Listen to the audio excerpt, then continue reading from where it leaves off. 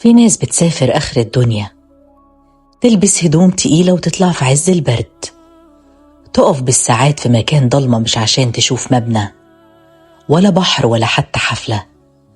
هما رايحين يستنوا السما، لأن في ليالي معينة ممكن ترفع عينك لفوق فتلاقي نور أخضر بيظهر من بعيد، وبعدين يكبر ويلف في السما كأنه ستارة من نور بتتحرك فوق راسك. والأغرب إن النور ده حكايته بدأت من الشمس. الشمس مش بس بتدينا نور ودفى، دي طول الوقت بتطلع منها جسيمات صغيرة جدا بتجري في الفضاء، وفي أوقات نشاط الشمس بيزيد فتبعت طاقة وجسيمات أكتر ناحية الأرض. ولما توصل عندنا، الأرض عندها حاجة عظيمة جدا بتحمينا، المجال المغناطيسي زي درع حوالين الأرض، مش بنشوفه لكن وجوده مهم. وعند القطبين جزء من الجسيمات اللي جاية من الشمس بيوصل للغلاف الجوي، وهناك بتبدأ الحكاية. الجسيمات دي بتخبط في الغازات الموجودة فوقنا، الغازات تكتسب طاقة وبعدين تطلع الطاقة دي في صورة نور، وهنا السما تنور، وده اسمه الشفق القطبي. بس استنى، لونه أخضر عشان الأكسجين الموجود في الغلاف الجوي ممكن يطلع اللون الأخضر لما بياخد الطاقة، وممكن يظهر أحمر، وممكن ألوان تانية زي البنفسجي والأزرق حسب نوع الغاز والارتفاع اللي بيحصل فيه التفاعل. يعني اللون اللي احنا شايفينه ورا كل درجة منه حكاية. والأجمل إن الشفق مش قريب مننا زي ما عينينا بتحس، هو بيظهر على ارتفاعات كبيرة جدا فوق الأرض، ومع ذلك لما تبصله تحسه كأنه فوق راسك مباشرة. هو مش بيظهر كل يوم، ودي واحدة من الحاجات اللي بتخلي الناس تسافر عشانه.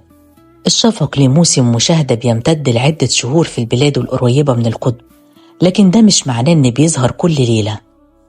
ممكن ليلة يظهر وليلة تانية لأ، ولازم تكون السماء مظلمة والجو مناسب ويكون نشاط الشمس مناسب. وعشان كده الناس بتسافر في موسم معين وبعدين تبدأ تستنى، ممكن تقف ساعة أو 2 أو أكتر والسما تفضل سودة، وبعدين فجأة واحد يقول بصوا هناك، تلاقوا خيط نور صغير ظهر بعيد يكبر وبعدين يتحرك، وفجأة السما كلها تبقى كأنها بتتنفس نور.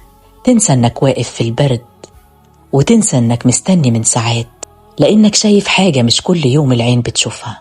زمان الإنسان ما كانش بيعرف امتى الشفق هيظهر، كان يشوف السما بتنور ويحتار ويحكي اللي شافه بطريقته. بعض الشعوب ربطته بأساطير وحكايات لأن محدش كان فاهم أصله، لكن الإنسان فضل يراقب ويسجل ويقارن لحد ما العلماء اكتشفوا العلاقة بين الشفق وبين الشمس. والنهاردة العلماء بيراقبوا الشمس باستمرار، وبيشوفوا نشاطها عامل ازاي، وبيراقبوا الرياح الشمسية والعواصف، ومن هنا يقدروا يتوقعوا فرص ظهور الشفق. مش وعد لكن توقع. يعني ممكن تعرف ان الليلة دي فرصتها حلوة فتطلع تستنى. وده اللي خلى الشفق يبقى سبب للسفر. في النرويج والسويد وأيسلندا ناس بتسافر مخصوص عشان تعيش اللحظة دي. لكن الشفق نفسه مش خطر.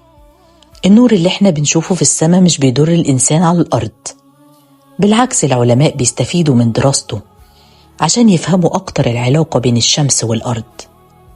لكن في جانب تاني في القصة. لما الشمس بتكون نشطة جدا، العواصف الشمسية القوية ممكن تأثر على الأقمار الصناعية والاتصالات وأنظمة الملاحة كمان. في الحالات القوية دي ممكن تسبب مشاكل لشبكات الكهرباء. يعني نفس النشاط الشمسي ممكن يعمل لينا منظر يخطف العين، وفي نفس الوقت يخلي العلماء يراقبوا التكنولوجيا بحذر. وده أغرب جزء في الحكاية. الجمال والخطر أحيانا بيبدأوا من نفس المكان. لكن أكتر حاجة بحبها في الشفق مش لونه ولا شكله ولا حتى الناس اللي بتسافر له. أنا بحب إنه بيفكرنا بحاجة إحنا كبشر بننساها.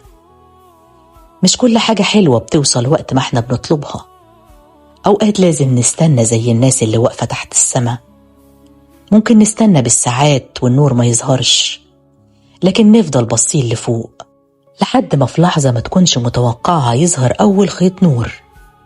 ويمكن حياتنا كده برضو، في حد بقاله كتير مستني فرحة أو خبر يطمنه أو باب يتفتح. مش كل تأخير مع إن الحاجة مش جاية، يمكن لسه ميعاد النور مجاش. فلو ليلك طال استنى، ولو السما فضلت سودة ما تنزلش عينك بسرعة، يمكن النور اللي مستنيه يظهر فجأة